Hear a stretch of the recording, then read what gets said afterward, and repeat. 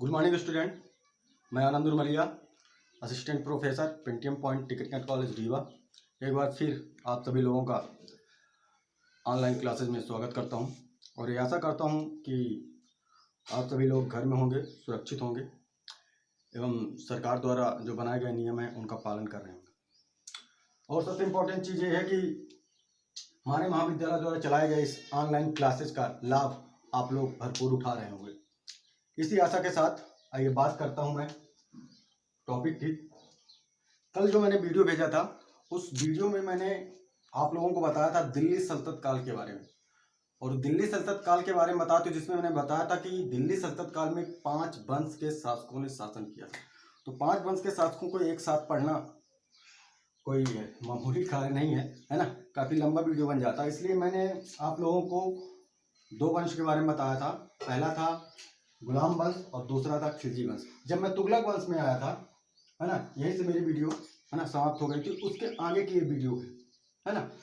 और मैंने कल आप लोगों से बात किया था कि एक ऐसे शासक के बारे में मैं बात करूंगा, है ना, जो शासक इतिहास की दृष्टि से नहीं बल्कि व्यवहारिक दृष्टि से भी बहुत महत्वपूर्ण है। और आज एक ऐसे शासक की कहानी, बहुत मजेदार कहानी है, आप लोग इंटरेस्ट से सुनिएगा, मजा आएगा। अपन बात करते हैं तुगलक वंश की, जो कि 1320 से 1414 ईस्वी तक चलता रहा। इस जो तुगलक वंश है, इस वंश की स्थापना गयासुद्दीन तुगलक ने किया था, है ना। इसका जो संस्थापक अगर कहा जाए तो इसका संस्थापक गयासुद्दीन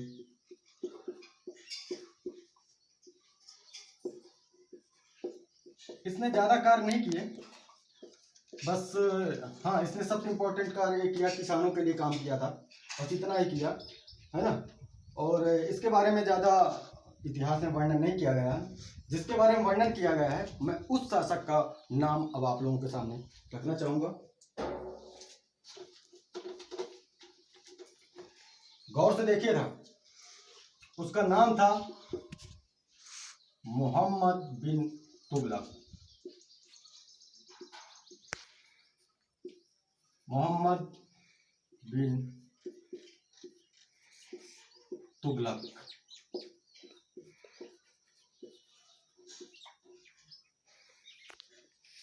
इसने 1325 से 1351 लगभग 26 वर्ष तक शासन किया।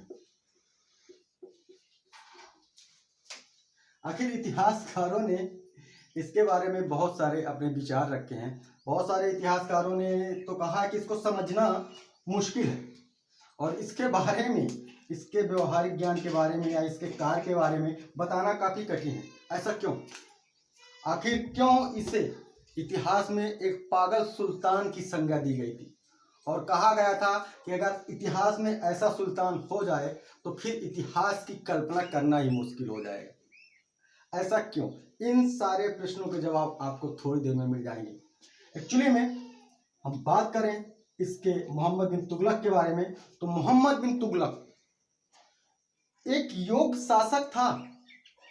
एक कला का भी इसे बहुत सारा ज्ञान था, इसने बहुत सारी कलाओं का भी ज्ञान रखा था, युद्ध कौशल भी इसके अंदर था, वीर शासक था। लेकिन इसे एक चीज ने इसके पूरे शासन सत्ता को बिगाड़ के रख दिया, वो था इसकी महत्वाकांक्षाएं। इस शासक के अंदर इतनी महत्वाकांक्षाएं थी कि इसके हृदय में जो भी आता था वो उसको तुरंत लागू कर देता था बिना सोचे समझे। जैसे इसके दिमाग में आया कि कल दिल्ली से राजधानी को दौलताबाद स्थानांतरित कर दिया जाए, तो कल तुरंत ही यह उस योजना को निरूपित कर देता था। इससे मतलब नहीं था कि जनता का क्या होगा, जनता किसमें क्या राय है, या अन्य जो बुद्धिजीवी लोग हैं उनकी क्या राय है, या जो मंत्री हैं उनकी क्या राय है, ये किसी की राय लेता ही नहीं था। और बर्नी ने लिखा है कि एक ऐसा शासक था ये कि जिसके दिमाग में सिर्फ एक योजना नहीं बल्कि 3-4 योजनाएं एक साथ आया करती थी, है ना। 3-4 योजनाएं इसके हृदय में एक साथ आती थी और उन योजनाओं को यह तुरंत निरूपित कर देता था, और यही इसके हार का सबसे बड़ा कारण था। आइए बात करते हैं इसके कुछ महत्वपूर्ण कार्यों के बारे में, मोहम्मद बिन तुगलक के राजनीतिक प्रभाव के बारे में।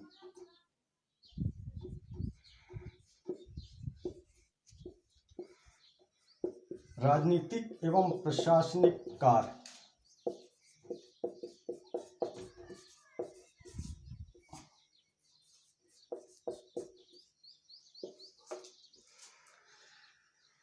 बहुत सारे लोग जैसे बहुत सारे आजकल के बड़े बड़े नेता हैं, आप लोग देखते होंगे, बहुत सारे नेता हैं जो योजनाएं बनाते हैं और उस योजना को तुरंत लागू कर देते हैं। तो पब्लिक कहा करती है, अक्सर आप लोगों ने सुना होगा कि ये तो बिल्कुल मोहम्मद तुगलक की तरह काम कर रहा है ना। जैसे मोहम्मद तुगलक था, ऐसा क्यों कहा गया? मोहम्मद तुगलक का नाम इतिहास में इतना क्यों वर्णित हुआ?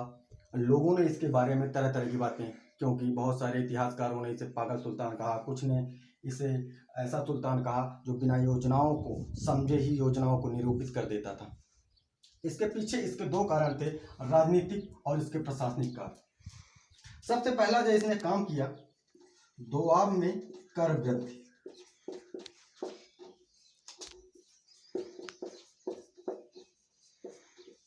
दोआब में कर वृद्धि, चूंकि कर लगाना शासन का एक महत्वपूर्ण कार्य है, क्योंकि जब तक कर नहीं आएगा तो एक शासक किस तरह से जनता के लिए कार्य कर पाएगा, किस प्रकार से शासन व्यवस्था बना पाएगा, इसलिए कर लगाना जरूरी था। कोई गलत काम नहीं किया इसने, है ना। कर वृद्धि करना कोई गलत कार्य नहीं था, बल्कि शासन के लिए उचित था। लेकिन इसकी किस्मत कहें या इसकी योजना को कहें, जिस वक्त इसने दोआब में कर वृद्धि किया, उसी टाइम में दोआब में अकाल पड़ गए। अब इसको क्या कहेंगे? इसका अलग कहेंगे या इसकी योजना को कहेंगे, है ना। जिस वक्त इसने दोआब में कर वृद्धि की, उसी वक्त दोआब में अकाल पड़ गया और दोआब की जो जनता थी वह खुद परेशान हो गई, खुद अन्न के दानों की उनके पास की, कहां से खाने के लिए उनके पास अन्न नहीं था, वो कहां से कर चुकाएगी। इसने योजना तो लागू कर दी, लेकिन इसने मोहम्मद बिन तुगलक ने कभी यह पता करने का प्रयास नहीं किया कि वहाँ की जनता की हालत कैसी है या वहाँ कृषि हो रही कि नहीं हो रही। ये बस कर लगा दिया। इसका सीधे सीधे एक फंडा था कि मैंने जो योजना बनाई है उस योजना का पालन होना चाहिए, चाहे जनता रहे या ना रहे, कृषि हो ना हो। मैंने बोला है कि दोआब में कर बढ़ाया जाए तो बढ़ाया जाए और इसका पालन किया जाए। अंत में हुआ क्या? कर वृद्धि लगाई, जनता परेशान थी, वैसे भी जो अकाल पड़ गया था, तो जनता क्या हुई, धीरे धीरे मोहम्मद बिन तुगलक से निरुष्ट हो गई। जनता मोहम्मद बिन तुगलक से घृणा करने लगी कि कैसा शासक है, कैसा पागल सुल्तान है जो हमारी स्थिति को नहीं देख रहा बल्कि कर बढ़ा रहा है। तो ये तो इसका पहला काम था जिसमें वह असफल हो गए। दूसरा जो इसने काम किया, इसने क्या किया, आप लोगों को पता होगा इतिहास में कि जो राजधानी रही है वो हमेशा दिल्ली को ही बनाया गया था। सभी शासकों ने दिल्ली को ही राजधानी बनाया करते थे। लेकिन इसने क्या किया कि इसने राजधानी परिवर्तन कर दिया। राजधानी परिवर्तन, इसने क्या किया कि राजधानी दिल्ली थी तो दिल्ली से दौलताबाद स्थानांतरित कर दिया। लो, अबे कोई छोटा मोटा कार्य तो नहीं था कि अचानक आपके दिमाग में आए और आप कल सब पूरी पब्लिक को बोल दो कि भैया अब राजधानी दिल्ली नहीं रही, कल सबको कहाँ जाना है, दौलताबाद। तो ये तो असंभव कार्य है ना भाई। इसके लिए एक निश्चित योजना बनानी चाहिए, है ना। फिर पब्लिक के बीच संदेश पहुंचवाना चाहिए, मंत्रीगणों से परिचर्चा करनी चाहिए कि क्या सही है क्या गलत। लेकिन इससे कोई मतलब नहीं था, इसके दिमाग में आया और इसने उसको लागू कर दिया। और तीसरी जो महत्वपूर्ण चीज थी, लागू करने के बाद इससे मतलब नहीं था कि पब्लिक को क्या फर्क पड़ता है, हमने बनाया है और इसका पालन होना चाहिए। हुआ क्या, सोचो ये आप लोग कि आखिर क्या हुआ होगा जब दिल्ली से दौलताबाद राजधानी बनाई गई होगी। आधे से अधिक जो पब्लिक थी, आधे से अधिक जो जनता थी, वह इसी दुख से मर गई कि वो किस तरह से अपना जो उनकी निजी भूमि है, जहां उन्होंने अपनी, क्या होता है जब कोई परिवार किसी जगह में कई वर्षों से रह रहा है, 200 वर्षों से 300 वर्षों से उनके पूर्वज रहे हों, तो अपनी पैतृक भूमि को छोड़ने में बहुत कष्ट होता है। तो जो बूढ़े लोग थे वो ये संदेश सुनते ही मर गए। बाकी जो आधे युवा लोग थे, जो स्त्रियां थी, जो बच्चे थे, वो रास्ते में ही कुछ मर गए। बहुत कम ही संख्या में लोग दिल्ली पहुंच पाए, लगभग 50% लोग ही दिल्ली पहुंच पाए। जब यह बात इसको पता चली मोहम्मद बिन तुगलक को, अब देखो तो फिर से इसने बोला कि अब दौलताबाद से फिर से दिल्ली लौट चलो। तो जो कुछ भी बचे थे वो फिर से दोबारा आधे रास्ते में मर गए, माने बहुत कम संख्या में ही लोग दिल्ली पहुंच पाए।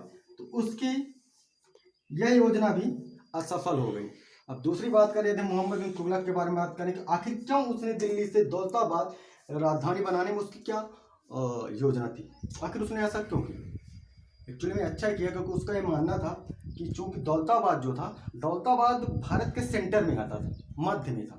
तो मोहम्मद बिन तुगलक की ये सोच थी कि मैं सेंटर में बैठूंगा, मध्य में रहूंगा, तो मैं भारत के जो अन्य राज्य हैं चारों तरफ मेरी नजरें रहेंगी, इसलिए जब कोई भी बाहरी आक्रमणकारी आएगा तो मैं सुगमता से उस पर आक्रमण कर सकता हूँ। लेकिन योजना तो अच्छी थी, लेकिन उसकी जो योजना निरूपित करने की जो प्रक्रिया थी वो गलत थी। इसलिए मैं कहता हूं कि इतिहास से हमने क्या सीखा, कि इतिहास से हमने कुछ नहीं सीखा। काम करने से कुछ नहीं होता, योजना बनाने से कुछ नहीं होता, बल्कि योजना को सही रूप और सही तरीके से करने से होता है। बहुत सारे लोग आप देखते हो बहुत सारी मेहनत करते हैं, बहुत सारी योजनाएं बनाते हैं, अच्छी योजनाएं बनाते हैं, लेकिन योजना अच्छी होने से कुछ नहीं होता। जब आप योजना को सही रूप में, है ना, विकसित करोगे, सही रूप में उस योजना को लागू करोगे, तभी आप सफल होगे, नहीं तो आपकी हालत भी वही मोहम्मद बिन तुगलक की तरह होगी। इसीलिए इसके इसी कामों के कारण इसे क्या कहा गया, पागल सुल्तान। इब्न बतूता, पहन के जूता, सुना होंगे आप लोग। इब्न बतूता इसी टाइम पीरियड में जब मोहम्मद बिन तुगलक भारत का शासक था, इसी समय यूनान से आया था, और उसने लिखा है इसके बारे में कि यह एक ऐसा शासक था जिसके दिमाग में इतनी सारी महत्वाकांक्षाएं थी और इतनी योजनाएं थी कि बिना सोचे समझे उन योजनाओं को लागू कर देता था। और इसके बारे में लिखना शायद एक बहुत ही कठिन कार्य है ना। तो दोस्तों, आज हमने तुगलक वंश के एक महान शासक, इसे क्या कहें, मैं भी कंफ्यूज हूँ, इसे महान कहा जाए या पागल कहा जाए या महत्वाकांक्षी कहा जाए या क्या कहा जाए, इसको नाम देना बड़ा ही मुश्किल कार्य है ना। इसी तरह से आप लोग हमारी वीडियो के साथ बने रहिए, है ना। अगले टॉपिक में मैं आप लोगों को अगले वंश के बारे में बताऊंगा। तब तक आप सभी घर में रहें, सुरक्षित रहें। Best of luck.